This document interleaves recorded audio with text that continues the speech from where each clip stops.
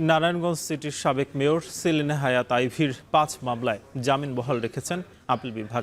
এখন তার মুক্তিতে বাধা নেই বলেও জানিয়েছে আদালত। এছাড়াও জুলাই হত্যার ২ মামলায় জামিন পেয়েছেন সাবেক সংস্কৃতি মন্ত্রী আসাদুজ্জামান নূর। রোববার সেলিনা হায়াৎ আইভীকে হাইকোর্টের দেয়া জামিনের বিরুদ্ধে রাষ্ট্রপক্ষের করা পৃথক ৫টি লিভ টু আপিল খারিজ করে দেন আপিল বিভাগ। ফলে ৫ মামলায় আইভীর জামিন বহাল রইল। গেল বছরের ৯ মে নারায়ণগঞ্জ শহরের নিজ বাসা থেকে আইভীকে গ্রেপ্তার করে পুলিশ। মোট ১২ মামলায় তাকে গ্রেপ্তার দেখানো হয়। এর মধ্যে ৭টির এজাহারে তার নাম নেই।